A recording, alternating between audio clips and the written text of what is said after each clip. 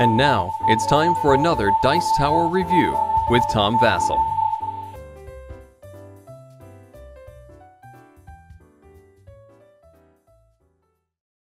One thing that a lot of people ask me about train games, especially the Age of Steam game, is which game is better? Is it Steam? Is it Age of Steam, the original game? Or is it the Railways of the World series? All three games are remarkably similar because, well, they've all been designed by the same guy. Now, there is a bit of a legal debate going on as I'm currently making this video, and I'm not going to get into that, so if you want to find out more information about that, shoo! I'm here just to talk about why, which one of these games I like the best, and why is that. Alright, the first thing we'll talk about are boards. This is the Age of Steam board. And I'll tell you, when I first saw this a long time ago, I thought I would hate Age of Steam, simply because the board is honestly one of the most hideous things I've ever seen.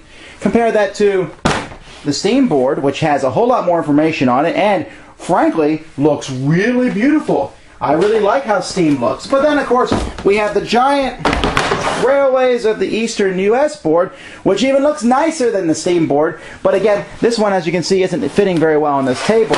So I'm going to have to say the best board is Steam. Here's a comparison of the tiles that are used in the games, and we look at them, and well, the Age of Steam ones, the ones in the middle, don't look so bad. The Steam ones look pretty good.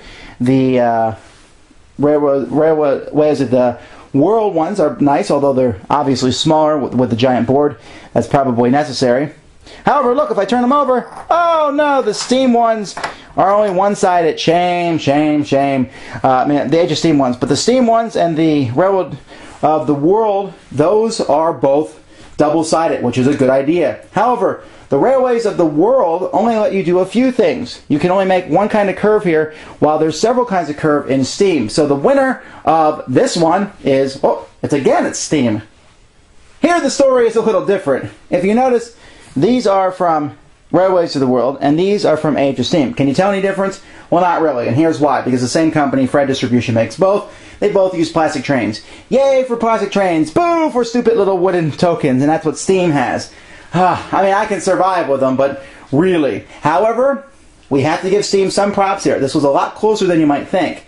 I'm going to say this is a tie between Age of Steam and Railways of the World. But Steam almost wins. Why? Because the colors of their trains, or discs or whatever, are not the same colors as the cubes. Therefore, I do not need to explain to people that the colors of cubes have nothing to do with your player color. Thank you. Why couldn't all the games have done that? But still, we're giving this one to Age of Steam and Railways of the World. Most of you probably don't care about components. Maybe you do or don't. But obviously, when it comes to components, there's a definite jumping off point. I mean, Age of Steam has the worst graphics overall. Steam has the best graphics, but they don't have the plastic trains. Or, you know, I heard there's an upgrade kit on the way, so who knows. But at the same time, nothing is like the Railways of the World with their beautiful pieces, and, you know, these empty city markers are just fantastic looking. The rulebooks for all three of them are fairly similar. However, let's talk about ease of complexity. Steam allows you to, instead of in the basic game, Steam has a basic and an advanced game, and in the basic game allows you to, instead of auctioning, just to take special ability tiles and to move across the board, transporting stuff back and forth. Age of Steam has really one level of complexity, and it's fairly complex and fairly deep. Railways of the World is probably the simplest of the games, if only because the map is so big it lets people spread out a little bit before they really know what they're doing. So when it comes to simplicity, I'm going to have to give it to Railways of the World, although Steam is close second as long as you play with just the basic rules. When it comes to the expansions for them, well, I think for Railways of the World there is currently 3 expansions. One of them's in the game itself, and then there's Europe and England and Wales. And the England and Wales one brings in a stock exchange, and that's a pretty neat idea. Steam uses many of the maps from Age of Steam, can be used with it, and especially Ted Alsbach, who has made many paper maps for Age of Steam. Most of his maps he has designed ways for them to be played with Steam. But still, the clear winner in this category for expansions would be Age of Steam, simply because there's 645 billion expansions.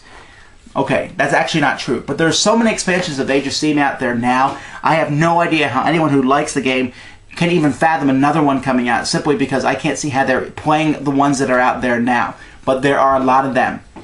Age of Steam is certainly the most complex of the games. It is very in your face to a very high degree. If you make a mistake in Age of Steam, you will likely be eliminated early. In my first couple games of Age of Steam, years and years ago, I was eliminated because I made some stupid mistakes in the beginning of the game and I was eliminated. I've since learned that hasn't happened since, but it's still a really tough, grueling game. One mistake, you can lose. Steam and Railways of the World are much more forgiving, although good players will obviously trounce those who are playing against them. All three games take about the same amount of time to play, and all three games seem to accommodate the same number of players pretty well, although none of them seem, in my opinion, to play two players well or solitaire. There are boards that are made for such things, but I found them completely boring. So, when it comes down to it, which of them is my favorite? Because this isn't coming across as very objective. I'm saying this one, components, and this is complexity. Well, it's kind of a situational thing here. Here's Age of Steam. I'll play this sometimes when I play with an Age of Steam fanatic, but honestly, Age of Steam has become a very, very, very distant third in this race. It's completely out of the picture, and I'll tell you why. First of all, I mentioned it was unforgiving. I don't like that in games. I want games that are tough. Don't get me wrong. I don't want the game so that everyone is the same all the way through, and it doesn't matter what you do, you still have a chance towards the end. No, you gotta do well to win. But Age of Steam is just such a grueling affair. I go into games to have fun, and Age of Steam just sometimes it sucks the fun out of you. And this doesn't have anything to do with my enjoyment of the game per se, but I found that people who are fans of Age of Steam, really big fans of that game, tend to be not very fun people to play games against. Now, don't get upset if you're an Age of Steam fan. I'm probably not talking about you. You're fun.